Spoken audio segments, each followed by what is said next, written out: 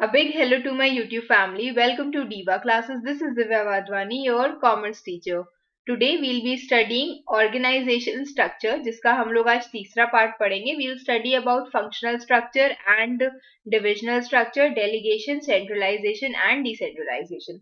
Okay तो सबसे पहले हम लोग जानते हैं फंक्शनल ऑर्गेनाइजेशन के बारे में. इससे पहले के पार्ट में हम लोग ने already the different types of organization structure, that is line and line staff organization structure पढ़ा था.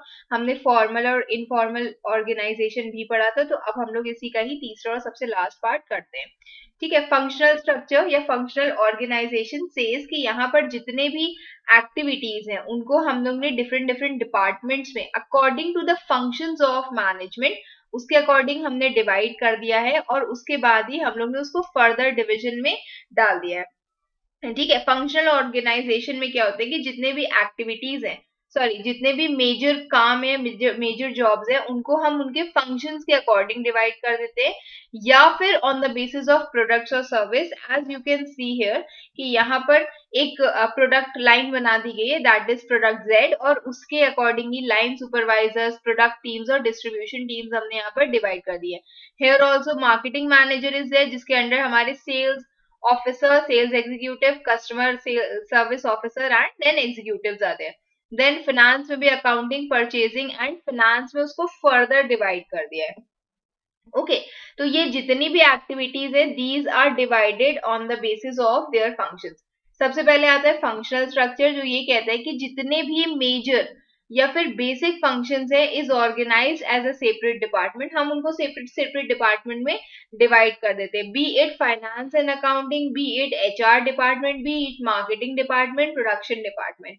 फिर जितने भी बेसिक या फिर normal functions हैं, these are the functions performed of which is vital and essential for the survival of the organization. मतलब जो organization की survival के लिए जरूरी है उन्हीं functions को हम लोग ने divide कर दिया है. जैसे example इसमें दिया है production, sales, financing, personal means HR department. Okay ये मेरे बेसिक फंक्शंस है. और रिटेल स्टोर ये मैन्युफैक्चरिंग स्टोर के हैं. उसके बाद आता है रिटेल स्टोर में जिसमें buying, selling and finance major functions होते हैं. तो इन्हीं को ही हम लोग ने फर्दर सब डिविजन्स में भी डिवाइड कर दिया है. जैसे एग्जांपल इसमें दिया हुआ है कि in case there are activities in production department it can be classified into quality control, processing of material, repairs and maintenance. Okay तो जितने मतलब आपको जो भी ऑर्गेनाइजेशन में स्ट्रक्चर होता है उसको हम किसके अकॉर्डिंग डिवाइड कर देते हैं, हम लोग फंक्शंस के अकॉर्डिंग डिवाइड कर देते हैं. उतना ही बस फंक्शनल स्ट्रक्चर कहता है. ये एक logical, time proven and natural form of organisation structure है. ऑर्गेनाइजेशन जैसे जैसे बड़ा हो जाता है हम उसको उनके ही स्पेसिफिक कामों के अकॉर्डिंग डिवाइड कर देते हैं. फिर it is provides occupational specialisation. आप जिस भी whatever field you are specialised in, चाहे वो फाइनेंस हो, मार्केटिंग हो, एचआर हो, ऑपरेशंस हो, तो उसमें व्हाट डू यू गेट, आप वहां पर आपको स्पेशलाइजेशन मिल जाता है, आप स्पेशलाइज्ड बन जाते हो. And which results in optimum utilisation of man power and promotes efficiency. Okay third चीज उसमें क्या बोली गई है कि it ensures performance of all activities necessary for achieving organisational goals. कि जितनी भी एक्टिविटीज हैं जो कि ऑर्गेनाइजेशनल गोल्स को अचीव करने के लिए जरूरी हैं, उन सारी एक्टिविटीज का परफॉर्मेंस इसमें जरूरी हो जाता है. इसमें मतलब कि अगर हम लोग डिपार्टमेंट्स में उसको डिवाइड कर देते हैं तो हर एक डिपार्टमेंट अपना अपना काम कर रहा होता है, कुछ भी मिस नहीं होता है. Then it facilitates supervision because individual manager becomes familiar with related tasks and activities. उसको ये पता है, जो individual manager है उसे ये पता है कि हाँ ये activities है, ये task है, और वो सुपरविजन कर सकते हैं, अपने जितना भी डिपार्टमेंट है उसको सुपरवाइज कर सकता है क्योंकि he is already specialised in that particular task. फिर इफेक्टिव कंट्रोल है परफॉर्मेंस के ऊपर. ऑब्वियसली आप जिस डिपार्टमेंट के हेड हो आपको पता है कि हाँ मेरे डिपार्टमेंट को क्या करना है और कैसे करना है, तो यू आर कंट्रोलिंग कि हाँ ठीक है बहुत ज्यादा वेस्टेज ना हो रिसोर्सेज का. कॉस्टली डुप्लीकेशन ऑफ एफर्ट, ये डिपार्टमेंट भी सेम काम कर रहा है, ये डिपार्टमेंट भी सेम काम कर रहा है, ये चीज नहीं हो. And it is in functional department only कि हमने फंक्शंस के अकॉर्डिंग काम को डिवाइड कर दिया, डुप्लीकेशन ऑफ एफर्ट नहीं होंगे उसमें.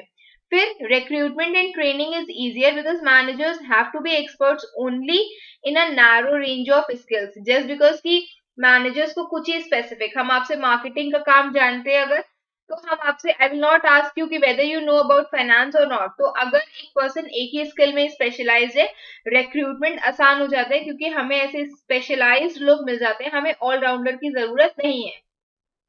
Coordination and control with in the department becomes very easy, क्योंकि डिपार्टमेंटल स्टाफ जो है वो वर्क जितना भी है उसको आसानी से जानता होता है। ठीक है, then comes the disadvantages of functional structure, that says कि ये उसके हाईलाइटेड पॉइंट्स है, मतलब कि अगर आपसे एक पैराग्राफ बोला गया है तो you are suppose to write these keywords. Okay, तो स्पेशलिस्ट जो डिफरेंट डिपार्टमेंट में वर्क कर रहे हैं, they are not able to see the perspective of the organisation as a whole. Production department is so involve in producing quality goods without the regard कि whether वो जो product है it could be sold at a high price, okay, without regard to the fact that it might not sell at a high price. तो हो सकता है कि जो प्रोडक्शन कॉस्ट हो वो ज्यादा हो जाए, उसके कारण जो प्रॉफिट मार्जिन है ये वो भी हमें बढ़ाना पड़े, और हमारी जो कॉस्ट है वो इंक्रीज हो जाए, फिर उसका जो प्राइस है वो इंक्रीज हो जाए, और इट्स नॉट नेसेसरी कि वो ओवर रेटेड प्रोडक्ट बिक सेल भी होगा कि नहीं होगा। फिर तो इसीलिए goals of the organisation are not able to be achieved. ठीक है, क्योंकि आप बहुत नैरो पर्सपेक्टिव लेकर के चल रहे हो। Then next is it becomes difficult to hold a particular department responsible. कोई भी इश्यूज है, मान लो कि सेल्स अगर डिक्लाइन हो रही है, तो हम मार्केटिंग डिपार्टमेंट या प्रोडक्शन डिपार्टमेंट को स्पेसिफिकली नहीं बोल सकते कि हाँ इट वॉज योर मिस्टेक, क्योंकि every department has contributed in it. Functional heads do not obtain experience required for top management position.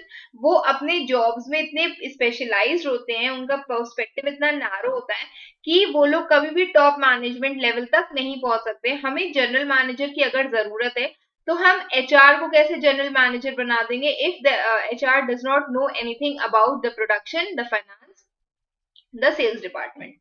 ठीक है, फिर एज द ऑर्गेनाइजेशन ग्रो, जैसे ऑर्गेनाइजेशन बढ़ता जाता है तो it becomes too large, it causes delay in decision making, coordination among different departments also become difficult, and managers may try to build their own functional empires leading to interdepartmental rivalry and conflicts। मतलब कि वो अपना खुद का functional empire create करना चाहते हैं, अलग होना चाहते हैं, तो जिसके कारण इंटर डिपार्टमेंटल कॉन्फ्लिक्ट हो सकते हैं।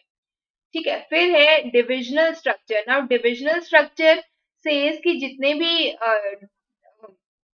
departments है, they are divided according to the products that are being sold in a particular organization। चाहे वो एयर कंडीशनर्स हो, रेफ्रिजरेटर्स हो, मार्केटिंग डिविजनल मैनेजर्स हो या फिर फाइनेंस हो, तो यहाँ पर जो मेजर डिविजन्स होते हैं वो आपके they are related to the product lines only. अगर कोई कंपनी, कोई ऑर्गेनाइजेशन बहुत बड़ी है और वो डिफरेंट डिफरेंट प्रोडक्ट्स में डील कर रही है तो उसको हम लोग डिविजनल डिपार्टमेंट कहते हैं। Divisions are created on the basis of products and each major product is organised as a separate division, और इसी के अकॉर्डिंग ही एवरी जितने भी डिविजन्स होते हैं वो उन्हीं के ही प्रोडक्शन, सेल्स और फाइनेंस के अकॉर्डिंग चलते हैं। मतलब एक प्रोडक्ट लाइन, जैसे सपोज करो इलेक्ट्रॉनिक्स हो गया, तो इलेक्ट्रॉनिक्स ही हम देख रहे हैं, फिर उसके बाद सपोज करो कि फूड हो गया तो हम सिर्फ फूड ही देख रहे हैं, या इलेक्ट्रॉनिक्स में भी we take the example of only air conditioners और ओनली फैंस, तो वो हम लोग का एक प्रोडक्ट लाइन चली जाएगी।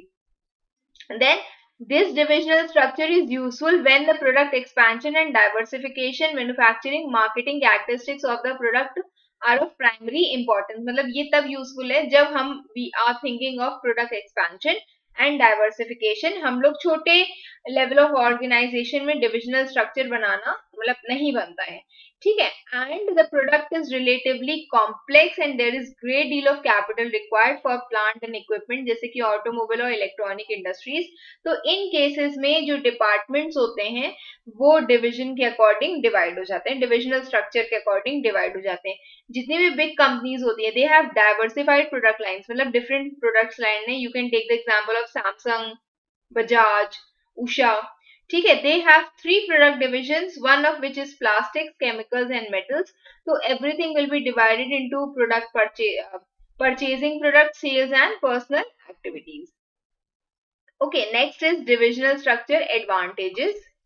First one, product departmentation can reduce the problem of coordination. मतलब कि एडवांटेजेस यहाँ पर ये बताए गए हैं कि जो भी कोऑर्डिनेशन इश्यूज हैं वो कम हो जाते हैं, क्योंकि हम लोग ऑलरेडी क्या कर रहे हैं, हम लोग एक दूसरे पर डिपेंडेंट नहीं है. हमारा जो डिपार्टमेंट है हमारे प्रोडक्ट को डील कर रहा है, हमें दूसरे डिपार्टमेंट में जा करके उसको लेना, उसके बाद फर्दर उसको पैकेजिंग करना, ये सब चीजें नहीं करनी है.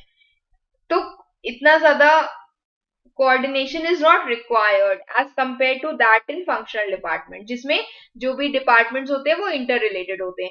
Individual attention on each product line facilitates product expansion and diversification. अगर हमारा वो particular product बहुत ज्यादा चल रहा है तो हम लोग उसी को ही product को further production उसका increase कर सकते हैं, या फिर उसके further upgradations या models लेकर आ सकते हैं.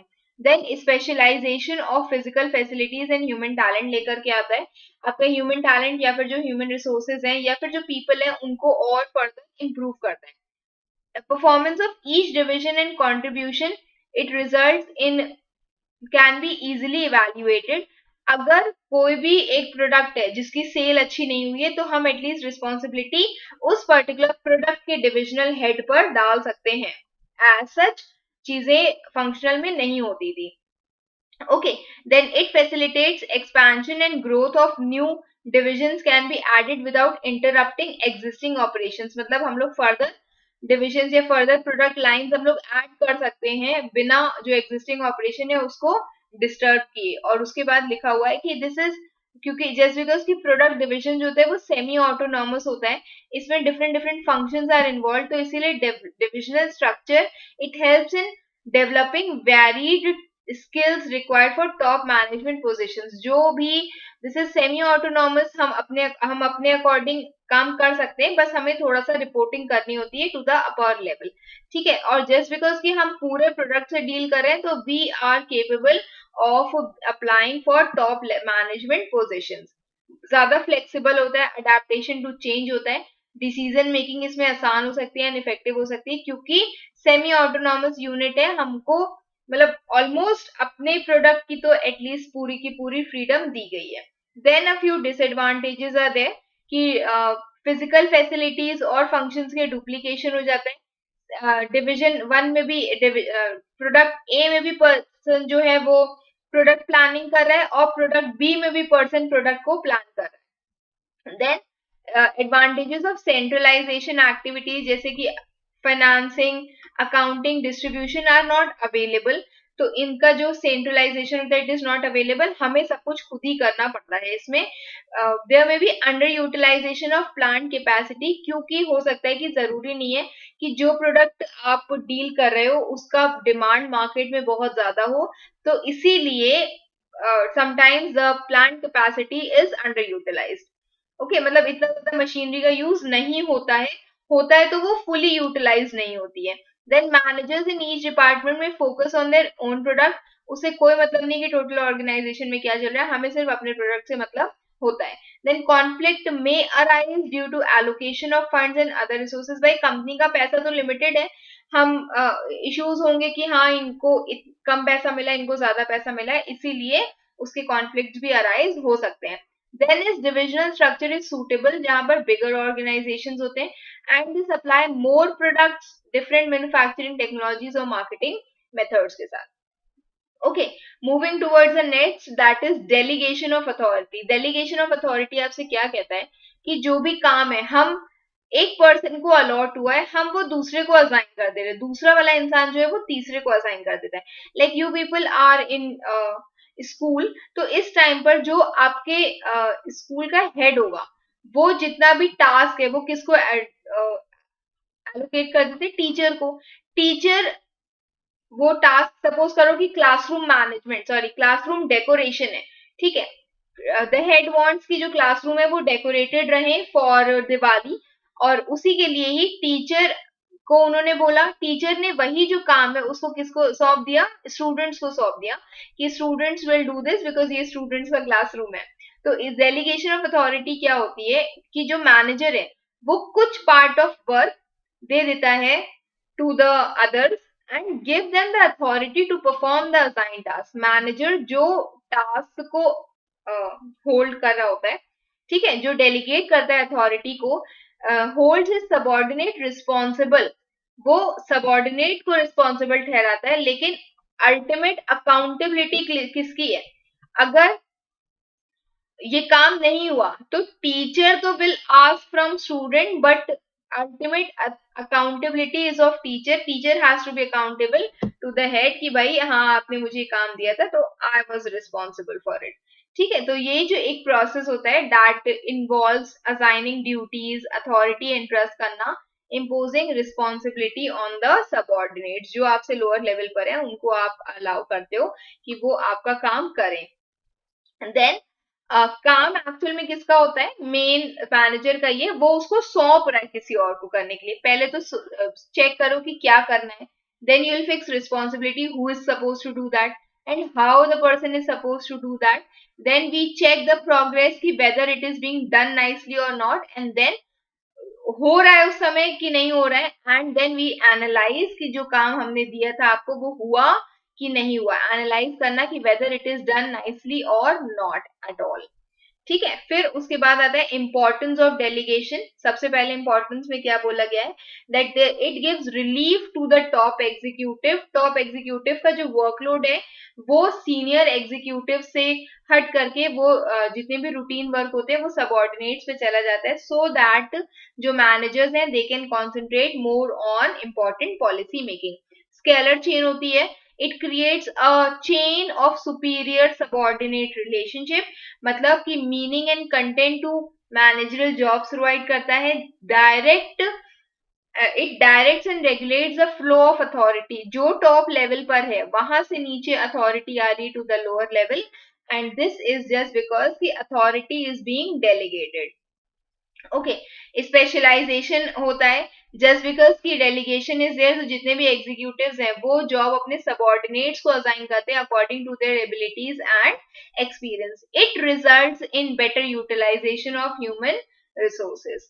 फिर quick decisions can be made when the authority is delegated, तो लोअर लेवल एम्प्लॉयज जो होते हैं वो डिसीजंस को क्विकली ले सकते हैं, उनको अथॉरिटी दी गई है, उनको रिस्पॉन्सिबिलिटी सौंपी गई है, तो वो बिना सीनियर लेवल एग्जीक्यूटिव से कंसल्ट किए वो डिसीजंस ले सकते हैं। Okay, then next is motivation of subordinates.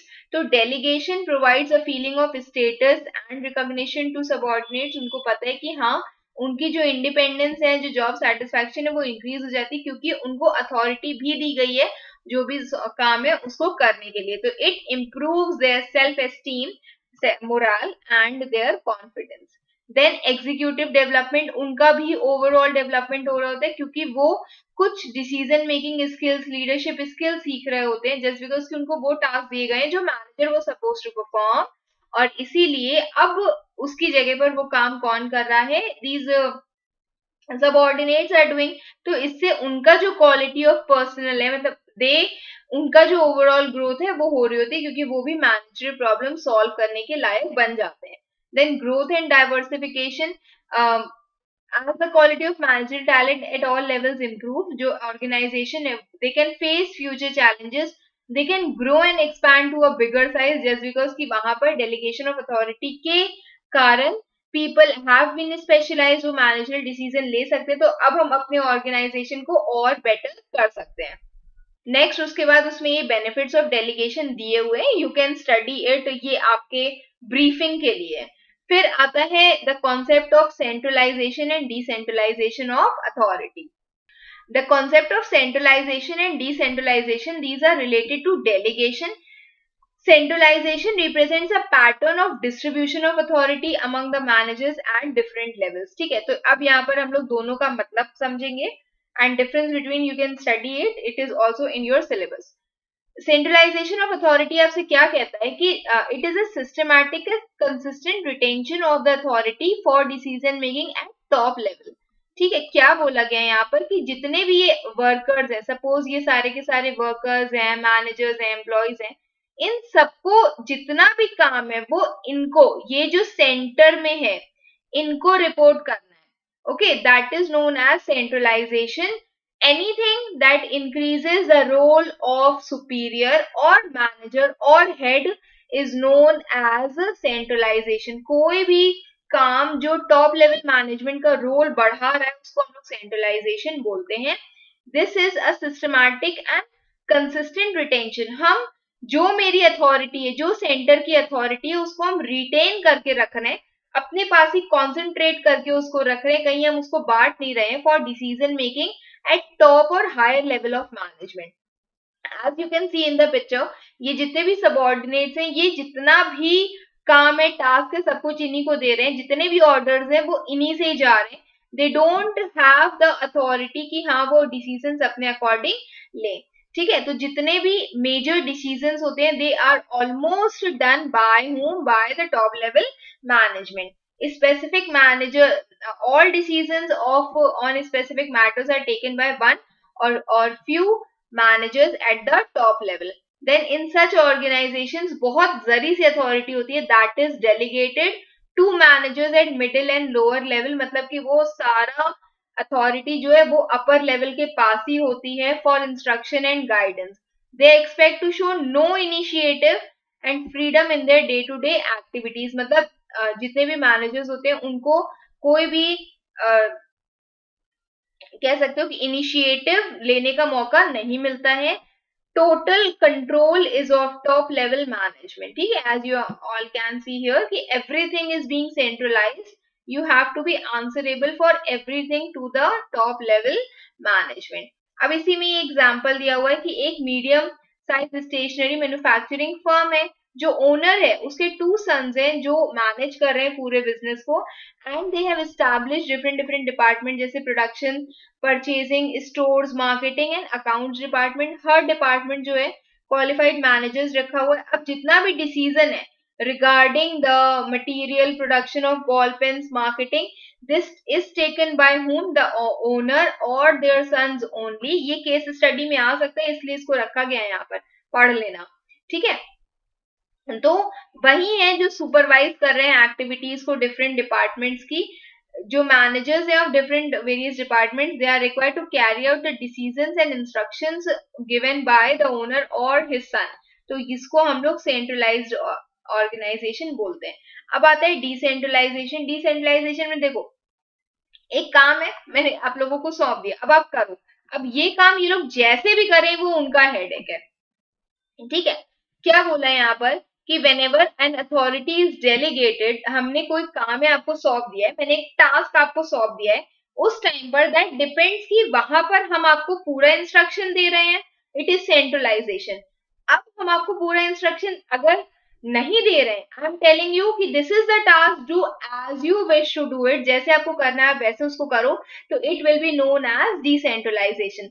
Systematic dispersal of authority, ऊपर वाला क्या था, सेंट्रलाइजेशन क्या था, कॉन्सेंट्रेशन ऑफ अथॉरिटी। यहाँ पर उसी अथॉरिटी को हम बांट दे रहे हैं, डिस्पर्स कर दे रहे हैं एंड इन डिफरेंट लेवल्स और डिफरेंट डिपार्टमेंट्स में, so that they can take their decisions, do actions at appropriate levels.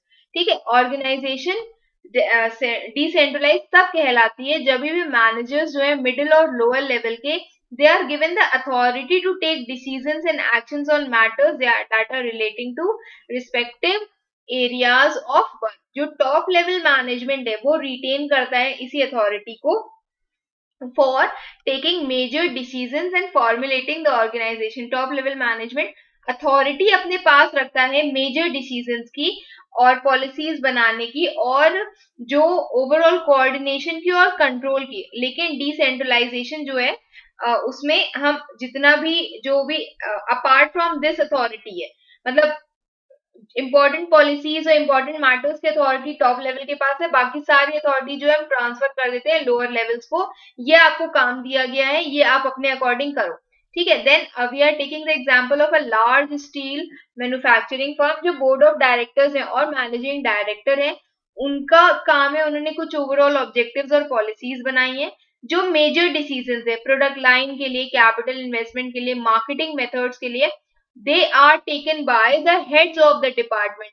Marketing manager का एग्जाम्पल दिया है कि they are authorized to decide the quality and prices of product, channels of distribution, advertising methods and organizing sales campaign. ठीक है, जो top management है वो interfere नहीं कर रहा है मार्केटिंग मैनेजर. सपोज करो जो top management, this is CEO. CEO के नीचे आते हैं different department, that is production department, marketing department, finance department.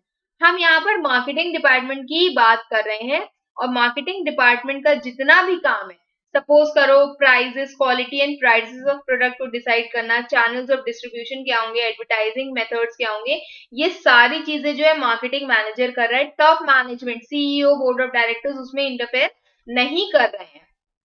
Okay, तो view the overall policy of the company while making decisions on matters within the organization. They are not interfering at all. और इसको हम लोग बोलते हैं decentralized organization. अब आपके exams में ऐसा एक डायग्राम बन करके आ सकता है. ठीक है, this is why I have kept it here. तो centralized is something when everyone is answerable to them. सारी अथॉरिटी किसके पास है? इसी सेंट्रल पर्सन के पास है. ठीक है, और डिसेंट्रलाइज में क्या होता है कि ठीक है, एक इंसान तो है जो मेन मैटर्स ले रहा है, लेकिन अब बाकी सारी चीजें हमने ऑलरेडी डिसेंट्रलाइज कर दी है. सबका अपना अपना रोल है, अपने अपने डिपार्टमेंट्स का. मेरा उसमें बहुत ही कम काम है. Then comes merits and demerits of decentralization. ये भी आपके कोर्स का हिस्सा है. तो सबसे पहला आता है reduction in the burden of top executives. क्या बोला गया है? टॉप एग्जीक्यूटिव जो है वो एक्स्ट्रा काम नहीं उनके सर पे होता है, वो सिर्फ मेन इंपॉर्टेंट पॉलिसी मैटर्स का ध्यान रख सकते हैं और बाकी अथॉरिटी जो है वो डिसेंट्रलाइज कर दी गई है क्योंकि उनको रूटीन ऑपरेशनल डिसीजन लेने का कोई भी इंटरेस्ट नहीं है, वो इंटरफेयर नहीं करते हैं. सबऑर्डिनेट्स आर मोटिवेटेड क्योंकि उनको ऑब्वियसली बहुत ज्यादा अथॉरिटी दी गई है, इंडिपेंडेंस दी गई है, पार्टिसिपेशन बोला गया उनको करो, उनको स्टेटस दिया गया, इसीलिए they are motivated. There are better decision just because कि हमने हर चीज के लिए सेंट्रल अथॉरिटी से पूछना नहीं है, हम लोग रिस्पॉन्सिबल होंगे अपने खुद के डिसीजन के लिए, तो हम लोग बहुत एक्यूरेट और फास्टर डिसीजन लेते हैं. Okay, in we are aware of the real life situations. Then innovation and creativity just because कि we have a lot of autonomy for innovation and creativity due to जितना भी product division है उसके कारण. तो जो टॉप मैनेजमेंट है वो लीडरशिप एक्सटेंड करता है over giant enterprises. Sense of competition can be created among different divisions or departments अगर they have this much level of innovation and creativity. Then development of managers. Managers को subordinates get the opportunity of exercising their own judgment. They learn the art of exercising decision making authority. Just because यहाँ पर decentralisation है तो उनको एक art समझ में आती है, कला समझ में आती है, अगर उनको एक कला, एक वो क्वालिटी या एक स्किल सीख गए हैं of decision making authority. As a result जो प्रॉब्लम है सक्सेशन की कि अगर हम यहाँ पर नहीं रहेंगे तो हमारे बाद ये ऑर्गेनाइजेशन कौन संभालेगा या ये पर्टिकुलर जॉब पोजीशन कौन फिल करेगा हायर लेवल की, तो उसमें हम लोग का जो इश्यूज है वो खत्म हो जाते हैं because already we have a lot of qualified and trained managers with us. Okay, फिर effective communication is there. Effective communication आपसे ये कहता है कि स्पैन ऑफ ऑर्गेनाइजेशन जो है वो वाइडर हो जाता है and there are few levels of organization. Span of management होता है, ऑर्गेनाइजेशन होता है कि द नंबर ऑफ सबऑर्डिनेट्स जो एक ऑर्गेनाइजेशन में एक मैनेजर के अंदर हैं. ठीक है, यहाँ पर आप देख रहे हो कि यहाँ पर जो स्पैन है वो नैरो है. नैरो है तो ऑब्वियसली रूल्स एंड रेगुलेशंस है, हायरार्की है, अथॉरिटी है, decision making will be slower here. But यहाँ पर दिस इज वाइड, तो जो आंसर्स हैं वो डायरेक्टली, जो क्वेश्चंस हैं वो डायरेक्टली हम इनसे पूछ सकते हैं, इश्यूज डायरेक्टली पूछ सकते हैं और ऑर्डर्स भी डायरेक्टली दे दिया जा सकता है. इसीलिए कम्युनिकेशन जो है वो ज्यादा इफेक्टिव होता है जस्ट बिकॉज की वाइड स्पैन ऑफ कंट्रोल है instead of it being narrow. Then comes efficient supervision and control. Managers जो है जो लोअर लेवल के हैं, they can make changes in their work assignment to change production schedules, recommend supervision and take disciplinary actions. वो अपने according changes कर सकते हैं, इसीलिए दे आर फ्री. ठीक है। देन डेमोक्रेटिक मैनेजमेंट होती है, decision making authority. Just because कि हम लोग ऑल ऑर्गेनाइजेशंस में या फिर लेवल्स में या फिर डिपार्टमेंट्स में डिवाइड कर दे रहे हैं, तो इसलिए डेमोक्रेसी बनी रहती है, people are involved in decision making.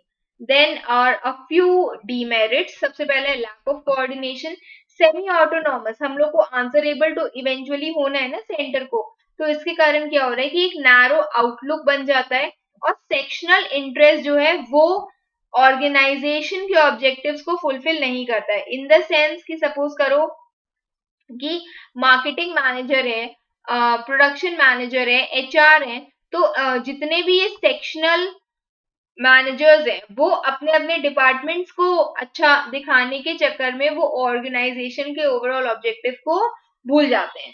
ठीक है। लैक ऑफ यूनिफॉर्मिटी, जरूरी नहीं कि डिसेंट्रलाइज यूनिट जो है वो यूनिफॉर्म पॉलिसीज और प्रोसीजर्स को फॉलो करें, जिसके कारण इनकंसिस्टेंसी हो सकती है। सेंट्रलाइज में एक ये चीज अच्छी होती है कि हाँ उन्होंने हमको एक क्लियर कट इंस्ट्रक्शन दे दिया, हमको उसके अकॉर्डिंग ही वर्क करना है, तो पूरे ऑर्गेनाइजेशन में यूनिफॉर्मिटी बनी रहती है। हैवी ओवरहेड्स होते हैं, एडमिनिस्ट्रेशन एक्सपेंसेस ज्यादा होते हैं, क्योंकि हमें क्वालिफाइड मैनेजर्स चाहिए जो हमारा काम नाइसली और अच्छे से कर सके। ठीक है। We need trained managers at lower level also, जिसके कारण जस्ट बिकॉज की we are decentralizing the things, तो हमें इसी के लिए ही क्वालिफाइड मैनेजर्स की जरूरत पड़ती है।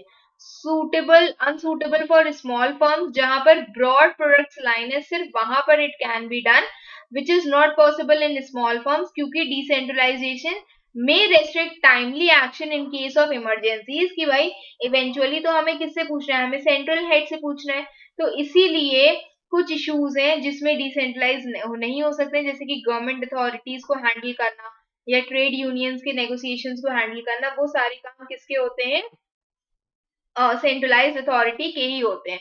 Then external constraints are there, बाहरी आउट ऑफ द ऑर्गेनाइजेशन जो कॉन्स्ट्रेंट्स होते हैं, जैसे कि कंपटीशन हो गया, पावर ऑफ ट्रेड यूनियंस हो गया, गवर्नमेंट इंटरवेंशन हो गया, development of computerize information system हो गया, ये सारी चीजों को मैनेज करना, हैंडल करना is not easy, and it is not the part of decentralized organization, क्योंकि यहाँ पर जो डिसीजन है वो eventually they are taken by the centralized authority only.